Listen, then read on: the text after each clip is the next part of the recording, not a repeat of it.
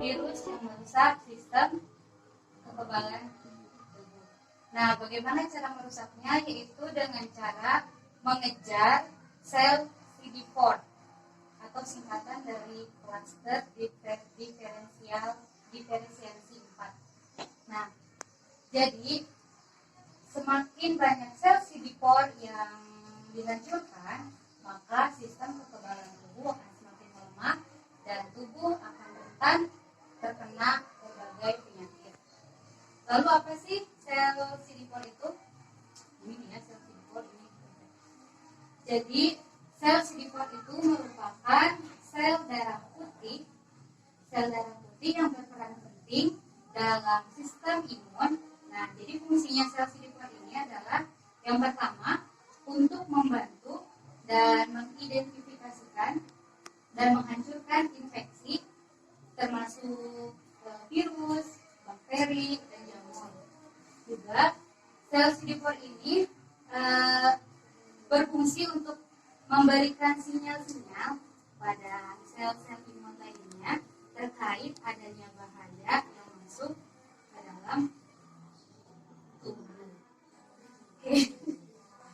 Jadi karena sel CD4 ini sangat penting berkaitan dengan sistem kekebalan tubuh, maka dinyatakan sistem imun yang sehat yaitu memiliki sel CD4 di dalam tubuhnya dengan jumlah 500 sampai 1600 mm per kubik.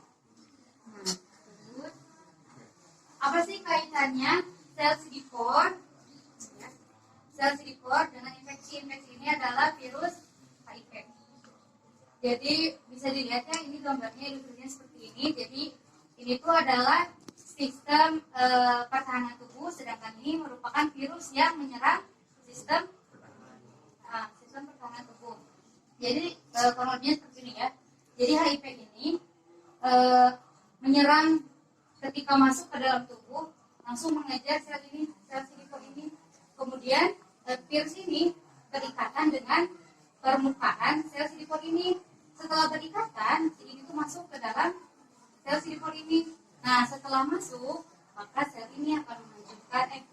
ini akan menghancurkan sel CD4 ini dan mulai bereplikasi atau memperbanyak diri. Jadi si virus itu memperbanyak diri di sini. Nah, kemudian, apabila infeksi HIV ini tidak segera ditangani, maka virus ini akan semakin bereplikasi atau semakin memperbanyak diri dan melemahkan sel CD4 ini. Nah, terus, replikasi. Jadi gini, proses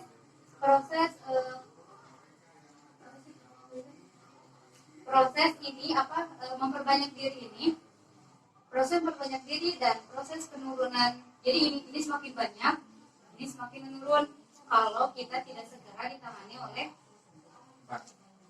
medis. Nah, terus proses peningkatan ini tuh, jadi ini naik, ini turun itu selama bertahun-tahun.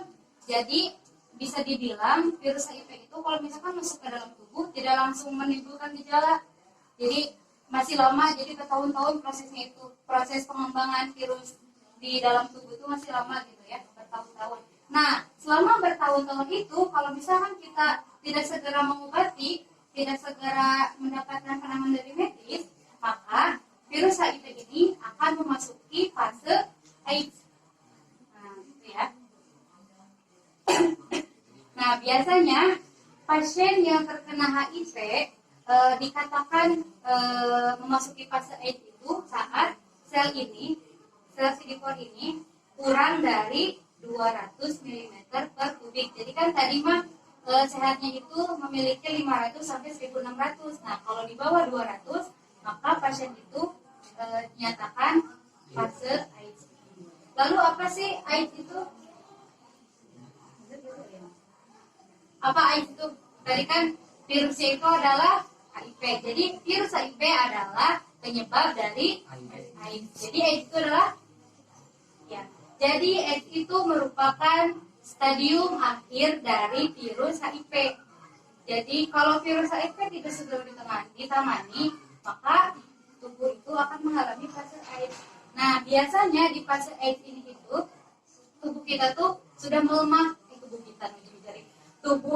tubuh itu akan semakin lemah dan sudah tidak mempunyai lagi sistem kekebalan tubuh. Jadi kita itu akan rentan dimasuki diserang berbagai penyakit. Nah, gitu. Lalu apakah HIV dan AIDS bisa disembuhkan? Oke. Ada yang mau jawab? Bisa.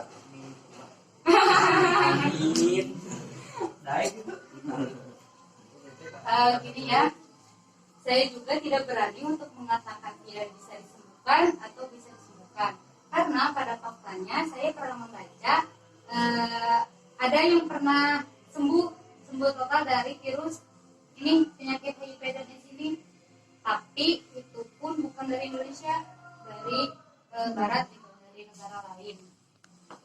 Nah, tapi yang kita ketahui kan virus HIV dan AIDS itu belum ditemukan obatnya, tapi dengan berkembangnya zaman, tim medis itu menemukan obat untuk mengendalikan, bukan untuk menyembuhkan. Jadi hanya untuk mengendalikan virus HIV di dalam tubuh. Nah, jadi jenis obat-obatan yang dikonsumsi oleh penderita HIV itu disebutnya itu ARV ya, atau antiretroviral, bisa disebut ARV sebenarnya. Nah, biasanya terapi ARV ini jadi mengombinasikan jenis-jenis obat supaya si virus HIV ini tidak berkembang terus-menerus di dalam tubuh dan mencegah adanya banyak gitu. Jadi mekanisme, jadi menahan mekanisme bereplikasi virus di dalam tubuh, itu mencegah virus agar tidak terus berkembang biak di dalam tubuh. Kemudian, nah, walaupun seperti itu ya, jadi si pasien HIV itu melakukan terapi ARV itu selama hidupnya ya. Jadi obat-obat ARV itu dia mengkonsumsinya itu selama hidup si pasien HIV itu gitu. Nah, kalau misalkan selama hidupnya pasien HIV itu meminum obatnya itu dengan teratur dan dibarengi dengan pola hidup sehat, maka si virus HIV ini akan dinyatakan tidak terdeteksi di dalam tubuh tuh. Nah, kalau misalkan tidak terdeteksi, itu tandanya sel CD4 yang tadi itu, sel CD4 itu terjaga di dalam tubuh tuh. Dan virus HIV itu menurun. Jadi, jadi CD4 naik ya, CD4 naik dan virus HIV-nya turun ya, gitu seperti itu. Jadi, nah itu berlaku juga ya yang pasien yang terindikasi HIV namun HIV-nya tidak terdeteksi, itu juga beresiko sangat kecil untuk menularkan kepada orang lain. Jadi si pasien HIV ini akan hidup normal seperti orang biasa gitu, seperti orang lain. Lalu apa sih penularan HIV dan AIDS? Ada yang sudah tahu penularan HIV dan AIDS? Ciuman. Terus pendapat dulu, ada yang pendapat? Suka tubuh. Berpengalaman. Ada lagi mau berpendapat? Jadi virus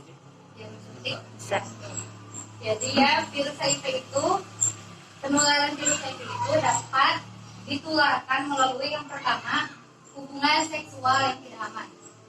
Maksud di sini itu, maaf ya, jadi ketika melakukan hubungan seksual itu tidak menggunakan kondom.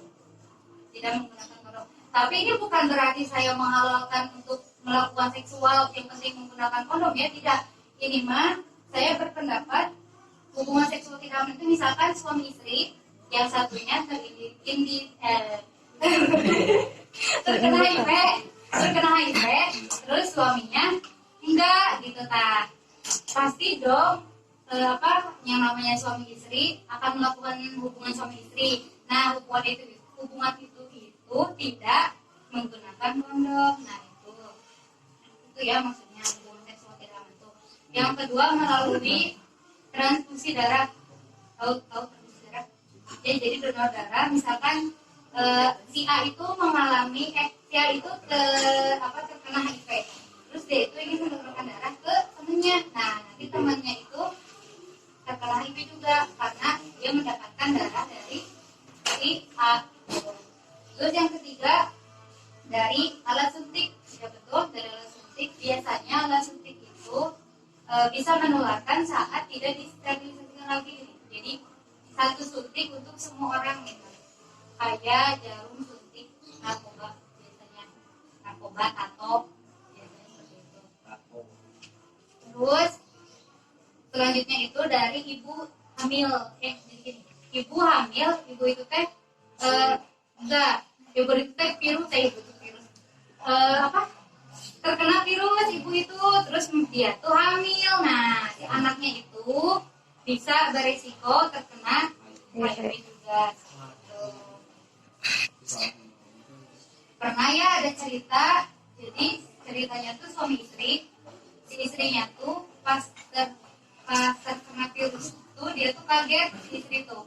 Kenapa kaget? Karena dia merasa hanya berhubungan suami istri itu hanya dengan suaminya.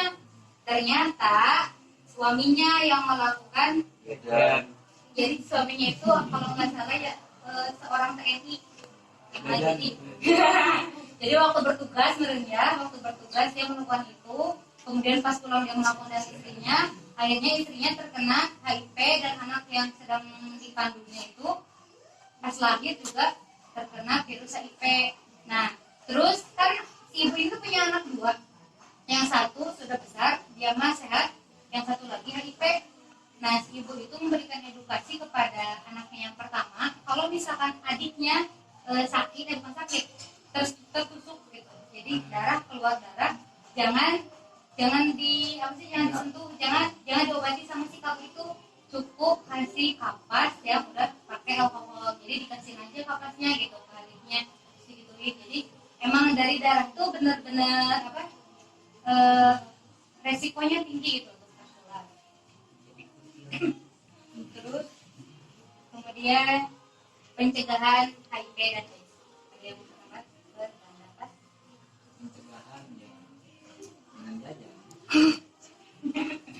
Kenapa sih bahasa jangan jajan? Sok aja keluarin apa gitu. Tapi jangan jajan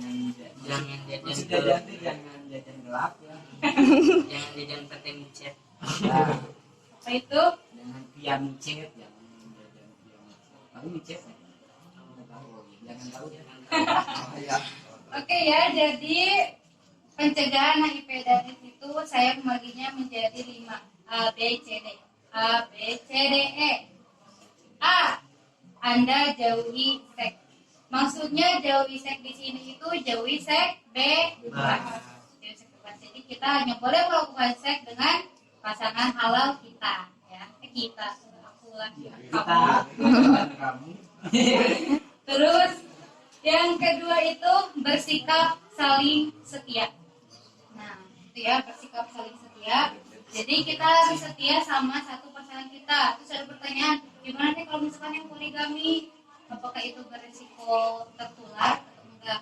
Nah, biasanya ya kalau mau nikah itu ada tes HIV biasanya, tapi enggak banyak sih, cuma di beberapa tempat aja. Terus yang ketiga, cegah dengan kondom. Ini yang tadi saya maksud ya, maksudnya cegah dengan kondom itu yang tadi salah satunya bukan saya menghalalkan ya, tidak menghalalkan seksual yang berarti pakai kondom. Itu kan perempuan laki-lakinya kan tadi poinnya perempuannya yang terkena, laki-lakinya harus pakai kondom. Iya, sama aja. Kalau laki-lakinya yang kena, perempuannya nggak kena, laki-lakinya tetap harus pakai kondom. Iya, harus. Jadi walaupun dua-duanya terkena virus, walaupun dua-duanya tetap harus saling pakai kondom gitu. Yang aku tahu dari cerita-cerita mah gitu. Tapi ada juga kok yang apa sih? Ada, jadi yang tadi obat tadi tuh, yang obat ARV itu kalau misalkan kalau misalkan si pasien HIV itu terus mengkonsumsi dan tidak maksudnya teratur gitu ya, memakan obatnya, nah itu tuh bisa bisa mencegah penularan lewat hubungan seksual. Jadi ada pasangan suami istri itu dia menikah, yang satunya HIV, HIV-nya itu si istrinya, si HIV. Nah, karena dia itu sedang program hamil, kan dia belum punya anak ya, program hamil, jadi karena si istrinya juga sudah meminum obat ini, yang obat ARV itu, jadi di saat setelah haidnya si istri itu, dia tuh melakukan hubungan seksualnya itu tanpa menggunakan kondom. Jadi pas di saat itu saja, di saat subur gitu. Terus yang ke apa itu? Ya, dihindari dari penggunaan narkoba suntik. Ini juga maksudnya bukan berarti saya menghalalkan menggunakan narkoba yang penting tidak memakai jarum suntik ya, bukan.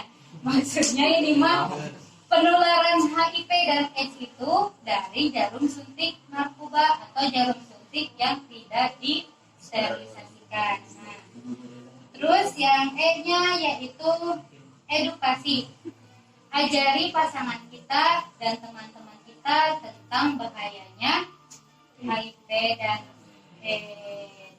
Terima kasih banget. Cuma itu yang bisa saya sampaikan. Kurang mohon maaf, dan maaf juga ya banyak kesalahan dalam penyampaian. Kalian jangan cukup dari sini aja tentang HIV dan AIDS. Silakan cari-cari sumber dari yang lain-lain.